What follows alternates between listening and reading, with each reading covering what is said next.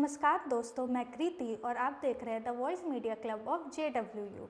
और आप सुन रहे हैं दिल से लिखा, जहां अल्फाज सिर्फ लिखे नहीं जाते, महसूस किए जाते हैं। आज के एपिसोड में हमारे साथ एक खास मेहमान जुड़ी है जिनका नाम है क्षमाश्री। सबसे पहले तो बहुत बहुत स्वागत है आपका हमारे पॉडकास्ट पे। आप कैसे हैं? मैं बहुत अच्छी हूँ। बहुत बहुत धन्यवाद मुझे बुलाने के लिए। मेरा नाम क्षमाश्री दुबे है और मैं कवित्री हूँ और पेशे से मैं टाटा मोटर्स में अभी एक ट्रेनिंग कर रही हूँ। सबसे पहला सवाल जो मैं आपसे पूछना चाहूँगी कि आपका ये कविता का जो सफ़र है वो कैसे शुरू हुआ था? ऐसा कौन सा मोमेंट था आपकी ज़िंदगी में जो आपको लगा कि हाँ, मुझे लिखना चाहिए? सबसे पहले तो मेरे पेरेंट्स सभी को हिंदी में बहुत इंटरेस्ट है। सुबह उठते हैं तो अखबार चाट जाते हैं। मेरी मम्मी मैगजीन्स पढ़ती हैं, तो बचपन से ही पढ़ने का शौक़ रहा। स्कूल के चैप्टर्स हो, बुक्स हो, नॉवेल्स हो, कुछ भी मैंने हमेशा से पढ़ा है। और मैंने केंद्र विद्यालय से पढ़ाई की है जहाँ हिंदी को बहुत प्राथमिकता दी जाती है, तो मेरी हिंदी वहाँ से बहुत सुधरी। और सफ़र ऐसे शुरू हुआ कि हम गए थे, कुछ फाइनेंशियल हमारा प्रॉब्लम था, तो वहाँ पे थोड़ा मुझे इंसल्टिंग फील हुआ। तो मैं जब घर वापस आई तो वो ग्रज अब कहाँ निकालूं, अब वो क्रोध निकला कागज़ पर और फिर कविता बन गई। और मेरी पहली कविता माँ और परिवार पर ही थी। बहुत बढ़िया, धन्यवाद।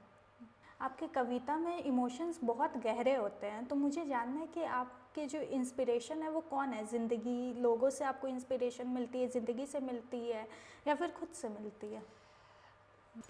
इंस्पिरेशन की बात करूं तो ज़िंदगी बहुत इंस्पिरेशन देती है, वक्त और हालात आपको बहुत कुछ सिखा देते हैं। लेकिन यहाँ कविताओं की बात हो रही है तो यहाँ भावनाओं की बात होनी चाहिए, इमोशंस। और कवियों के अंदर मैं कहूँगी कि हमारे अंदर इमोशंस बहुत होता है। हम बहुत बारीकी से दुनिया को देखते हैं, हम ऑब्ज़र्व करते हैं हर एक चीज़ को। और एक वो बात कहते हैं ना कि जहाँ ना पहुँचे रवि वहाँ पहुँचे कवि। तो फिर यही बात है कि हम मेरी इंस्पिरेशन यही रही कि दुनिया की छोटी छोटी चीज़ों को, जो भाव आप नहीं देख सकते, उन पर लिखना। जी, बहुत बढ़िया बात है, बहुत मोटिवेशनल है। अब जो हम सबका फेवरेट पल है, क्षमाश्री जी हमें एक कविता सुनाएंगे, अपनी कोई फेवरेट कविता। हाँ, तो ज़रूर। पहले मैं 2 लाइन बोलना चाहूँगी अपने परिचय में कि कला, कलम और कलाम का महत्व बताने आई हूँ। कला, कलम और कलाम का महत्व बताने आई हूँ। क्षमा हूँ मैं, क्षमा का दायित्व निभाने आई हूँ। मैं कविता पर आती हूँ तो ये कविता नारी सशक्तिकरण पर नहीं, सशक्त नारियों पर है। कविता आप देखिएगा, समझिएगा कि मर्यादाओं का मान ओढ़ कर तुमको आगे बढ़ना है। इंडिया में हम रहते हैं, हमेशा हमें सिखाया जाता है कि मर्यादाएं, एक स्त्री के लिए मर्यादाएं बहुत ज़रूरी है। तो मर्यादाओं का मान ओढ़ कर तुमको आगे बढ़ना है। निराकार सी शिला तोड़ कर तुम्हें स्वयं को गढ़ना है। तुम कल्पनाओं में प्रेमी की, तुम कल्पनाओं में प्रेमी की दृढ़ता की परिभाषा में तुम अपना जीवन बिखरा हो, पर हो बिखरे मन की आशा तुम। दुनिया गैरों से लड़ती है, अपनों से तुमको लड़ना है। औरतों की फाइट बाहर की दुनिया से ज़्यादा घर से होती है। तो दुनिया गैरों से लड़ती है, अपनों से तुमको लड़ना है। निराकार सी शिला तोड़ कर तुम्हें स्वयं को गढ़ना है। राहों में शूल बिखरे हो, शूलों में राह बना लेना। राहों में शूल बिखरे हो, शूलों में राह बना लेना। अपने सपनों की रक्षा कर माथे का तिलक सजा लेना। कर विजय घोष अपने स्वर का, कर विजय घोष अपने स्वर का, कोकिल का राग तुम्हें बनना है।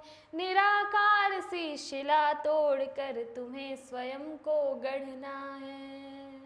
निराकार सी शिला तोड़ कर तुम्हें स्वयं को गढ़ना है।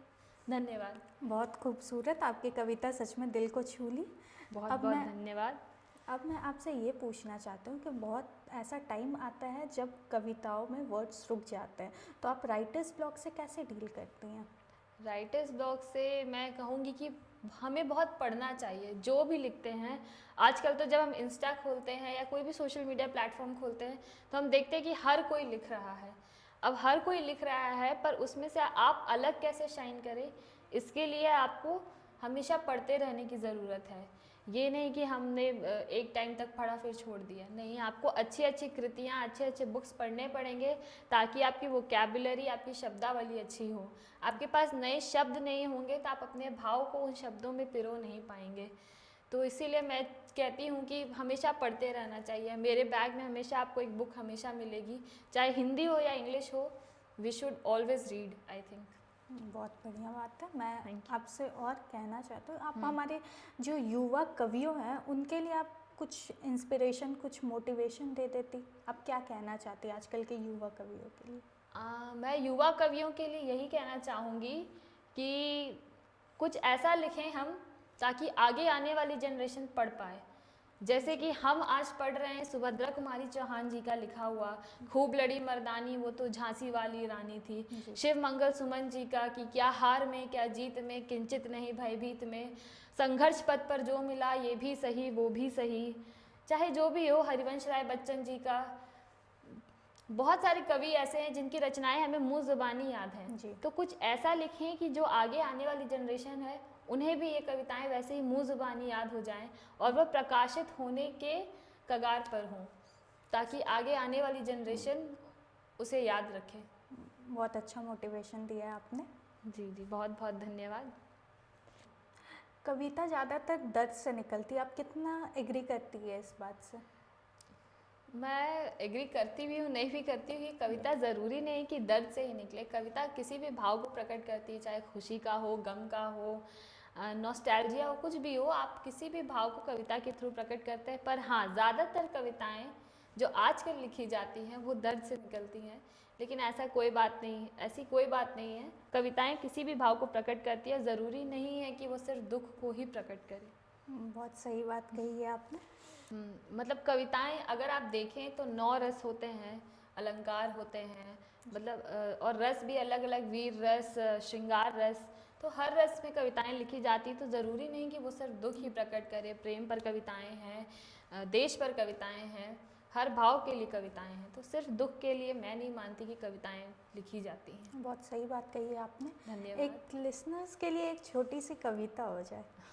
ज़रूर ज़रूर। एक कविता है जो मेरे दिल के बहुत करीब है, जो मैंने सीता जी की व्यथा को प्रकट करते हुए लिखा था कि जब वो धरती में समाहित हो रही होती होंगी तो उनके मन की भावना क्या होगी। कि मैं अवगत हूँ इस बात से, वो प्रजा और राम जी से कह रही हैं कि मैं अवगत हूँ इस बात से कि त्रेता युग में महाराज के रूप में प्रजा की सुन के आपने धर्म निभाया है, पर मैं कैसे संग चलूँ आर, पत्नी बनकर, रानी बनकर, माँ बनकर या स्वाभिमानी बनकर, अब आपने ये अधिकार गवाया है। स्त्री का स्वरूप स्थापित करने को धरती में मुझे समाना होगा। धर्म, प्रतीक्षा और प्रतिज्ञा की अभिभूत मूर्त को दुनिया से अवगत कराना होगा, क्योंकि मर्यादा पुरुषोत्तम राम आपकी पावन सीता के चरित्र का आईना हर घर को दिखाना होगा।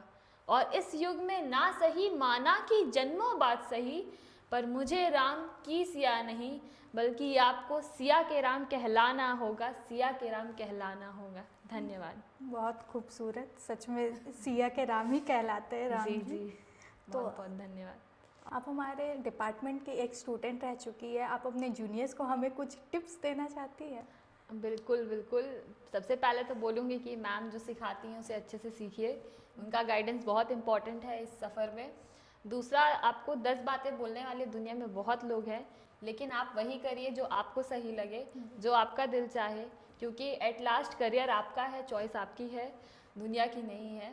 और हमेशा दिल की सुने, क्योंकि ऑलरेडी मैं बोलूँगी कि हम फीमेल के लिए ये टाइम जो है, हमारे मम्मी नानी दादी की पीढ़ी को आप देखें तो वो लोग इतने सफल करियर में नहीं आ पाए, पढ़ने लिखना भी नहीं मिलता था। तो ये जो चांस हम इस जनरेशन को मिला है, मैं चाहती हूँ कि इसमें हम आउटशाइन करें और अपना बेस्ट दें, ताकि हम उस चीज़ से सफ़र ना करें और आगे आने वाली जनरेशन के लिए हम एक इंस्पिरेशन बने। Thank you. बहुत अच्छी बात कही है आप। दोस्तों, अगर आपको आज का एपिसोड पसंद आया हो तो इसे शेयर ज़रूर करें। मैं हूँ कृति, मिलते हैं आपसे अगले एपिसोड में। तब तक के लिए अल्फाजों से प्यार करें। बहुत धन्यवाद। बहुत धन्यवाद।